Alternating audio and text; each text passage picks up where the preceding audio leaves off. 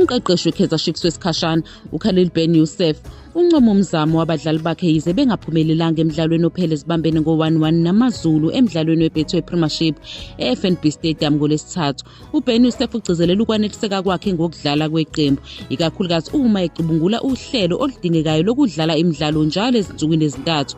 Ubalula inqwaba yamathuba ezakhe eziwakhile. Amazwi alomqeqeshi alandela inqwaba yamathuba abawachithile okubalwa nepenalty eshawe nguClody Lelephu evalwe nguJohnson. Kuphinde kwalahleka elinye ithuba ngesikhathi uKhanyisa Mayo ekhishwa i-offside ngokuthinta ibhola likaPulemondi ebelivele lisepaleni ngaphambi kokuthi kiwe ekhefini. Selokhu iChiefs yavula ngo-2-0 iligi ihlula iStellenbosch, iChiefs ayikwazanga ukushaya amaphuzu angaphezu kwelilodwa kuyona yonke imiqhudelwano. uBen Yusuf uvumile ukuthi iqembu belizabalaza endaweni yesithathu yokugcina, ebeka isomiso samagoli njengenhlanganisela yamabhadi nokugeja amathuba.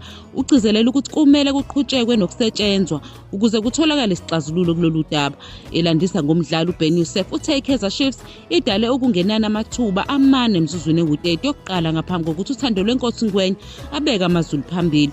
Ubongela abadlali bakhe ngokukhombisa umqondo oqinile wokululama ngemuva kokungenelwa yigoli nokugeja ipenalty. Bagcina sebelingana ngegoli likaShabalala. Lo mqeqeshi ubebona iChiefs kufanele ukunqoba ikakhulukazi ngokudlala kwayo ngesombe sesibili. Ukugeja ipenalty kukaLelephu bekungokwesibili kwiChiefs emidlalweni yeligi, kulandela ukugejwa kwepenalty nguCasten Sirino bebhekene neMarumo Gallants. uBen Yusuf ubavikela abadlali ebalula amapenalty amathathu uLelephu aphumelela ukwashaya ngesizini edlule kanye neyodwa kaSirino kwamanqamu eNedbank Cup.